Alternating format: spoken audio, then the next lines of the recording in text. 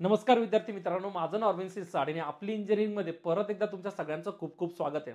महाराष्ट्रातला सध्याचा असलेला व्हेरी मच हॉट टॉपिक, ज्याच्या मला भरपूर सारे मेसेजेस येत राहतात, भरपूर सारे कॉल्स येतात आणि त्या गोष्टी एकदम व्हॅलिड सुद्धा आहे. कारण जर करिअर पॉईंट ऑफ व्ह्यू जर बघितलं तर डिप्लोमा डिग्री किंवा ITI हे झालेले भरपूर सारे विद्यार्थी पासआउट होतात आहे. पण कुठेतरी व्हॅकन्सीच्या नावावर एक क्वेश्चन मार्क नेहमी लागलेला असतो आणि व्हॅकन्सी आपल्याला कळते केव्हा माहिती आहे का? एक 2-3 महिने अगोदर व्हॅकन्सी कळते आणि तिथे कुठेतरी आपली ना एक प्रकारचा तो गळफासच असतो. कारण एवढ्या कमी वेळेमध्ये प्रिपरेशन होत नाही आणि प्रिपरेशन करण्यासाठी जोपर्यंत व्हॅकन्सी येत नाही तोपर्यंत आपण सुरुवातही करत नाही. या सगळ्या गोष्टीचा विचार करता कुठेतरी एक व्हिडिओ आहे ना, तुमच्या सगळ्या प्रश्नांची उत्तरे देण्यासाठी स्पेशली बनवतोय आहे ना. व्हिडिओमध्ये महत्त्वाचे टॉपिक्स असतील येणाऱ्या व्हॅकन्सीज ऑफकोर्स, आणि थोडंसं वेटिंग लिस्ट बद्दल सुद्धा, वेटिंग किंवा सिलेक्शन लिस्ट बद्दल थोडंसं डिस्कशन मी सुद्धा करणार आहे. त्याच्यामुळे हा पुढचे 10 ते 15 मिनिटं एक क्वालिटी डिस्कशन आपलं असणार आहे. बघा, जर आता सध्याची गोष्ट केली तर महावितरणमध्ये जितके पण मुलांचं सिलेक्शन झालं त्यांची ऑलमोस्ट जॉईनिंग सुद्धा सध्या चालू आहे. सेकंड सिलेक्शन लिस्ट सुद्धा लावल्या गेली. ऑफकोर्स त्याच्यामध्ये जेवढ्या व्हॅकन्सी फिल करायच्या तेवढ्या त्यांनी केल्या नाही, ती वेगळी गोष्ट आहे. पण हा सिलेक्शन लिस्ट लागल्यामुळे काही मुलांचा फायदा होऊन गेलाय. मग पुढची सिलेक्शन लिस्ट यादी लागेल की नाही हा एक खूप मोठा प्रश्न आहे आणि याच्यावर डिस्कशनसाठी मी एक सेपरेट व्हिडिओ तर बनवेलच, पण आज थोडासा तुम्हाला त्याचा ब्रीफ मी देऊन टाकेल. बघा, सगळ्यात महत्त्वाचं म्हणजे आता हे वर्ष ऑलरेडी सरत आलंय बाळांनो ना. जवळजवळ आता हा नोव्हेंबर सुद्धा अर्धा महिना झाला, एक पुढचा महिना फक्त बाकी आहे आणि अशी आता आचारसंहिता वगैरे चालू आहे. त्याच्यामुळे सध्या व्हॅकन्सी बद्दल एवढं डिस्कशन होतही नाहीये आणि करून फायदाही नाही. सध्याच्या ह्या महिन्याकरता बोलतोय मी ना, पुढचे 2 ते 3 तारखेपर्यंत हे सगळे इलेक्शन वगैरे एकदा होऊन गेलं की त्याच्यानंतर बाकीच्या पुढच्या गोष्टी डिस्कशनला येतील. पण सर प्रश्न आहे की व्हॅकन्सी येतील की नाही येतील, है ना. हा व्हिडिओ मी यासाठी बनवला ना, कारण कॉलवर मी या प्रश्नाचं उत्तर देऊन थकून गेलो. मुलं बोलतात, अरे आता 4-5 वर्ष व्हॅकन्सीज येणार नाही. अरे बाबांनो, असं तर बिलकुल होणार नाही आणि याचं प्रूफ घेऊन मी आज आलोय की असं का होणार नाही.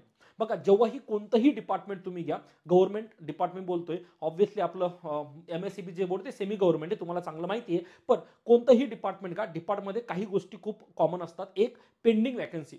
पेंडिंग वॅकन्सी म्हणजेच काय? जर तुम्ही आता उपकेंद्र सहाय्यकचं सपोज उदाहरण घेतलं, तुम्ही 2023च्या हिशोबाने जरी वॅकन्सी चेक केल्या तर जवळजवळ 6,000च्या आसपासच्या पोस्ट खाली आहे. तुम्ही कुठेतरी वाचलं असेल, तुम्हाला माहिती पण असेल.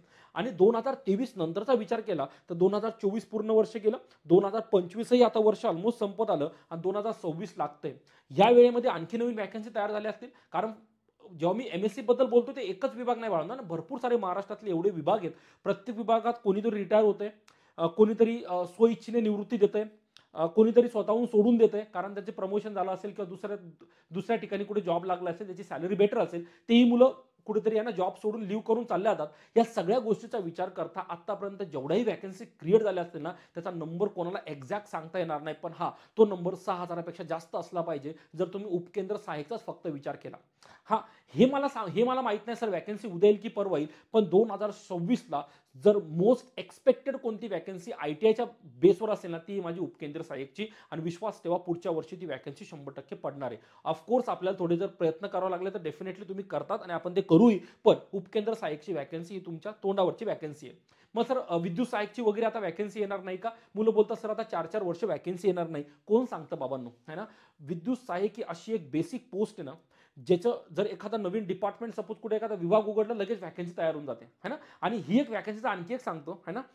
जे तुम्ही नॉर्मल विचार करा. सपोज तुम्हाला विद्युत सहाय्यक पोस्टला जॉब लागला, है ना. आता सपोज उपकेंद्र सहाय्यकची सपोज पुढच्या वर्षी वॅकन्सी आली. ऑफकोर्स हे मुलं सुद्धा उपकेंद्र सहाय्यकला बसतील आणि जर त्यांचं तिथं सिलेक्शन होऊन गेलं, ते थोडी ना विद्युत सहाय्यकच्या पोस्टला बसून राहणार आहे. तर वॅकन्सी मी असं म्हणत नाही एकदम बल्कमध्ये तयार होतात किंवा एखाद्या एकदम होतच नाही, तर असं बिलकुल नाही. छोट्या वॅकन्सी नेहमी तयार होत राहतात आणि जेवढ्या वॅकन्सी तयार झाल्या तेवढ्याची पोस्ट निघेल असं बिलकुल नसतं.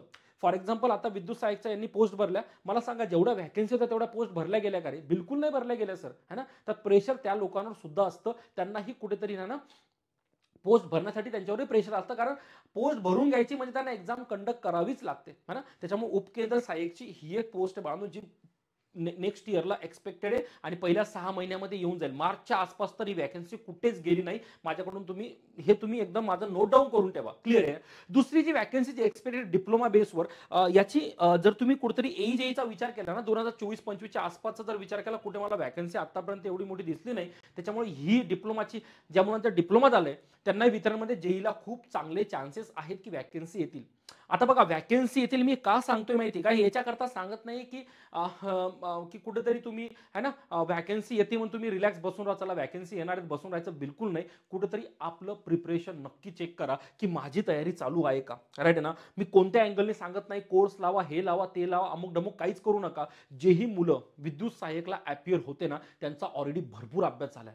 त्यांना फक्त त्यांचा टच ठेवायचा आहे. टच कळतो का, गोष्टी वाचत राहायच्या, गोष्टी रिवाईज करायच्या आहे. कारण जेव्हा वॅकन्सी येईल ना, एवढा वेळ बिलकुल भेटत नाही. आणि वेळ भेटला पण ना, विश्वास ठेवा त्यावेळेस इतका गडबड गोंधळ असते ना. तुम्ही जे मुलं विद्युत सायकलला माझ्याबरोबर त्यांना माहिती असेल बघा, पोस्ट निघते है ना, पोस्ट अनाऊन्स होते, तर रजिस्ट्रेशन स्टार्ट होत नाही. इकडून तिकडून रजिस्ट्रेशन स्टार्ट होतं, तर त्या रजिस्ट्रेशनचं मध्ये एखादा फॉर्म अपलोड होत नाहीये, पिक्चर अपलोड होत नाही, म्हणून तिकडं गडबड गोंधळ चालते है ना. तो प्रॉब्लेम कुठेतरी सॉल्व्ह होतो, आपण कुठेतरी फॉर्म भरून देतो. आता ऍडमिट कार्डच येत नाही है ना, ऍडमिट कार्ड येत नाही म्हणून आपण बोंब मारत बसतो. आणि ऍडमिट कार्ड कधी जसं अनाऊन्स होतं तसं लगेच सांगतं की 15 दिवसानं पेपर आहे ना. आणि या सगळ्या गडबड गोंधळीमध्ये आपण एवढं व्हॉट्सअप, आजकालचा जर सोशल मीडियाचा विचार केला ना, व्हॉट्सअप झालं, फेसबुक झालं, इकडे तिकडे इतक्या आपण न्यूज वाचत बसतो ना, त्यावेळेस त्या गडबड गोंधळच्या वेळेस एवढा मन लावून अभ्यास होतच नाही जेवढा अभ्यास तुमचा आता होऊ शकतो. कारण आता कोणत्याही प्रकारची गडबड गोंधळ नाही आहे ना.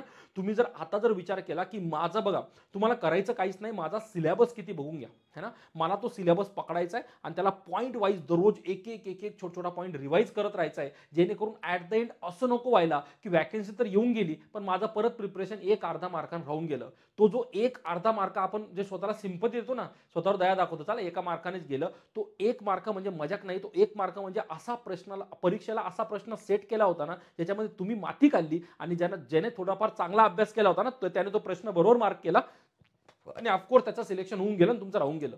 त्याच्यामुळं परीक्षा ही फक्त ना स्कोरचा पार्ट बिलकुल नसतो. हा अर्ध्या एका एका मार्काचा तो असा सेक्शन असतो ना, जर तुम्ही तो तेवढा जरी मिस केला ना, संपलं, जय महाराष्ट्र झालं तुमचं. परत पुढच्या वर्षी वाट बघत बसा मग. त्याच्यामुळे डोक्यातून हा भ्रम काढून टाका की वॅकन्सी निघणारच नाहीये. जर डिप्लोमा केलाय मग आता काय माती कामाला जायचंय तुम्हाला.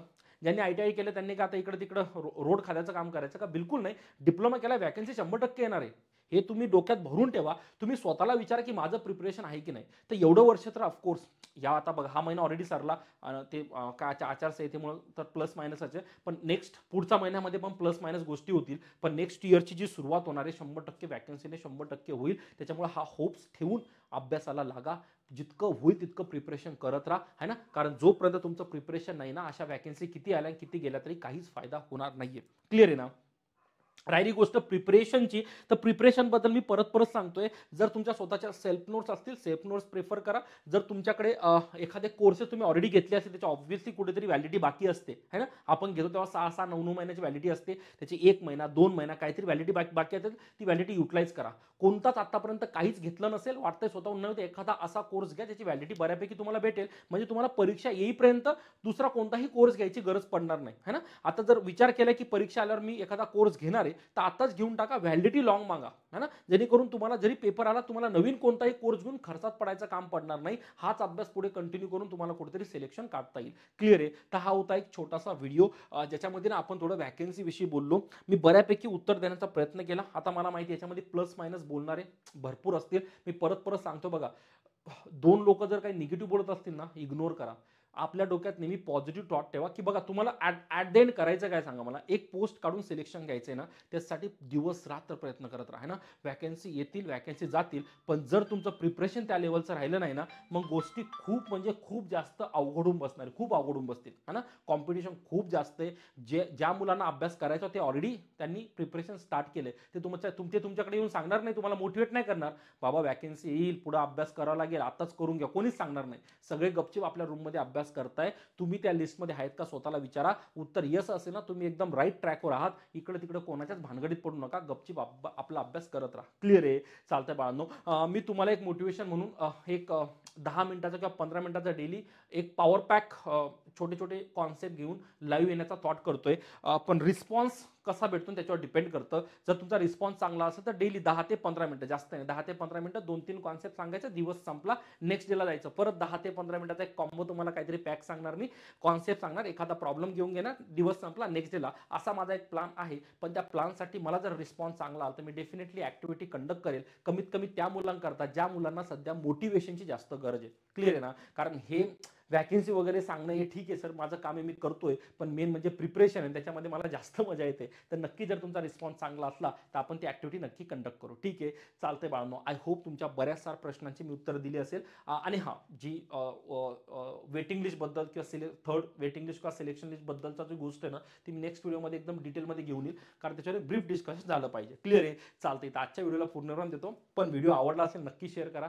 चॅनलला नवीन असाल तर सबस्क्राईब करा. भरपूर सारे टेक्निकल व्हिडिओ माझ्या चॅनलला पण ऑलरेडी पडले, नक्की प्रेफर करा. आणि जर आणखी कोर्सेस किंवा आणखी एखाद्या कोर्सेसमध्ये किंवा टेस्ट सिरीज किंवा आणखी जास्त प्रॅक्टिस करावी वाटत असेल तर टेलिग्रामला, आपली इंजिनिअरिंग टेलिग्रामला सबस्क्राईब करा, आहे ना. आणि इथंच माझं ऍप्लिकेशन सुद्धा अवेलेबल, एकदा डाउनलोड करून नाही म्हणून बघून घ्या, काय घेऊ नका पण कमीत कमी बघून घ्या. तिकडे तुम्हाला भरपूर सारा फ्री कंटेंट सुद्धा 100% भेटून जाईल. लिंक डिस्क्रिप्शनमध्ये मी टेलिग्रामची पण लिंक दिली आहे आणि आपली इंजिनिअरिंग ऍप्लिकेशन सुद्धा तुम्हाला लिंक देऊन दिली आहे. चला बा, मी तर आजच्या व्हिडिओला पूर्ण देतो. काळजी घ्या, प्रॅक्टिस करत राहा आणि कॉन्फिडंट राहा. बाय.